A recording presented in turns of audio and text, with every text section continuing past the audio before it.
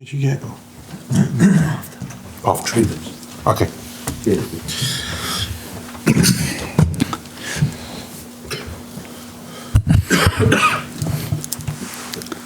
Start. You want to start?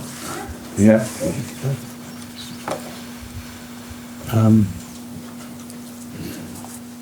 Chris Stewart, Natalie will start for Sky. Do you want to come to the front, Natalie, and then grab the mic? Sorry.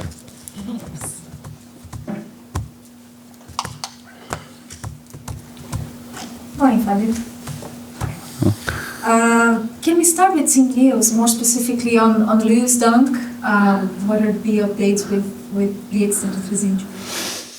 Lewis is doubtful, so we have to see if he can train today, but I'm not sure if he will be ready for the game tomorrow. And the other ones, So Subinyan is still doing rehab. He won't be an option for the game.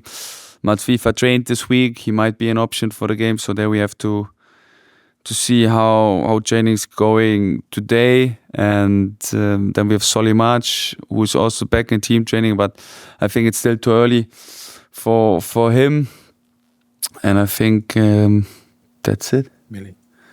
Yeah, Millie is still out, unfortunately. Opponents after such a short period of time? Is it even about surprise?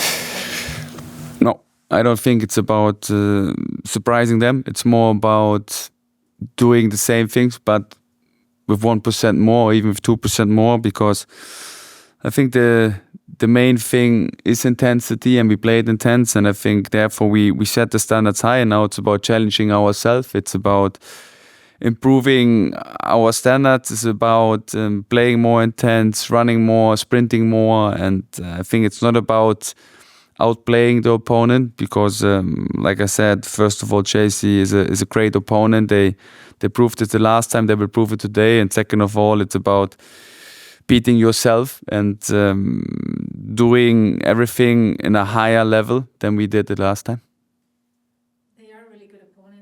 They weren't great in the last match, and they have been going through ups and downs. So how different do you expect Chelsea to be tomorrow? I don't know how they will react. Maybe they change their approach. So I can't see in the future. So we have to see it. We have to wait for it. And then sometimes we might have to adapt. But in the end, it's really about focusing on us, trying to play with courage in possession, trying to find solutions in possession like we did the last time. There might come more man-to-man. It is an option because they played it in the past, so we have to be ready for that they press us man-to-man, and then we have to find solutions against the man-to-man. And then also out of possession, it's about doing the basic things right.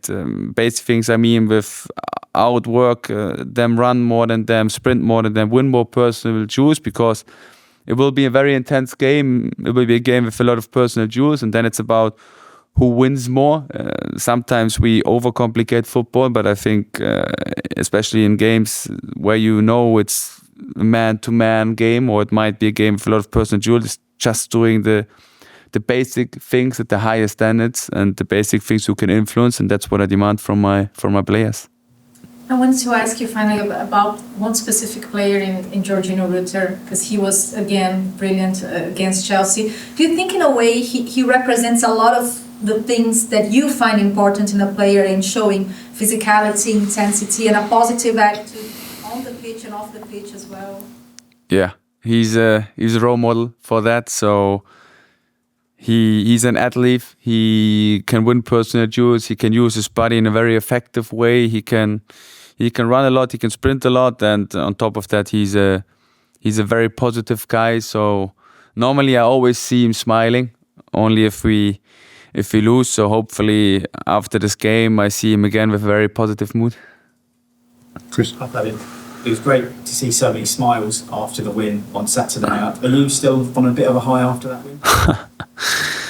No, because I'm never on a high, and also after defeats, I'm never on a big low, because I think that's a very important thing to stay predictable, to not get too euphoric after big wins, to not get too depressive after big losses, to stay calm, to trust the process, to follow your style of play, to follow your convincements, and you can only do it by not overreacting when something positive happens, by not overreacting when something negative happens, and that's my approach, and therefore I try to be a role model.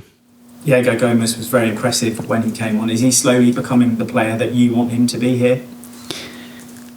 Yes, so he's adapting really quick. He's a good learner. He's ready to play very intense. His body is very resilient, and he's not only out of possession, very helpful, also in possession. He has some great skills, so you see really that he loves to be here. He's really enjoying playing football for Brighton. He has a lot of passion for this game, and I think that's the main thing. And now it's about us to giving him more and more game time, that he integrates more and more to the team. But he had an impressive start. In terms of having played Chelsea so recently, does it make your job as a head coach quite simple for this one? I wouldn't say simple, because I think we still have a lot of other great players who want to begin the game, who might be starters, and therefore still have to make decisions, because we had a trainings week which was very intense, where everyone showed that he wants to play, and now it's about making the right decisions. There'll be no Nicholas Jackson once again for this fixture. Does that impact how you prepare? Is it fitness and bias that they all have no out-and-out striker once again? I'm not surprised, because I know how it can be in the Premier League with a lot of injuries. So that's part of the business. It changes your approach. In that case, that of course Nicholas Jackson is a key player for them. But in general, like I said, it's more about doing the things we did at the last game in a higher level now, playing more intense, because there were still things where we have to improve. Our pressing was not perfect. Our low block was not perfect. Also in possession, there were things we have to improve. So not everything was great after this win, and it's all about improvement. It's all about trying to get the best out of the potential from the players, and there we have the next chance on Friday, so on tomorrow. And just finally, Tariq Lamptey is someone that's been very impressive recently in his contributions all over the pitch. What do you make of his form, and is he someone that you want to work with beyond the summer? So it's first of all very important that T knows how we think about him, and I know his perspective on the situation, and now it's about focusing on the present and trying to be the best Tariq Lamptey he can be, and he is on the best way, because for us he showed already some great performances. He was I think man of the match the last game, and therefore he fully deserved it, and now it's about getting consistency into his performances, so proving himself that that he can do this the same time, that he can play that intense the same time, that he can win this amount of personal duels the same time, and therefore it's also a challenge for himself, and I'm really looking forward to see how he will perform tomorrow. Fabian, if Lewis Dunk doesn't make it, you've got a few options. You've got your new signing here and Cashin, but also Adam Webster. I just wonder what he made of his contribution. He's been limited in sort of game time, but whenever he's been called upon, he seems to have delivered despite a long time out. Yeah, exactly. That was what I said to him. So he's a leader. He's always there for the team. He's so supporting. He's so helpful. He's and sometimes also the voice from this team. And every time when we need him, he's there, and I think that's something special. So I never saw a player who's always that ready to come into a game and be immediately the best version of himself. I never saw a player like that supporting and that helpful for his teammates, and that's something very special and that shows his character. So like you said, we have different options how we can replace Lewis if he's not able to play, and I'm really confident that no matter who will play, that he will play a good role.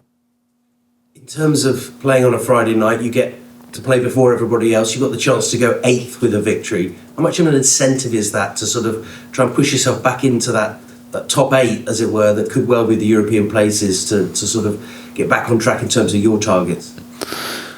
Of course, it's always important to make good results, but in the end, I always say the season is still long. It's one game. Of course, we want to play this game in the most successful way we can play it. We want to win this game for sure, and we want to give our home fans another win so that they have a good weekend. And that's first of all the main thing, to make them proud, to make them happy, to give them that what they deserve. And on top of that, of course, we want to show a great performance for ourselves. We want to make the next step. We want to improve in our process, and then I'm sure that the result will come.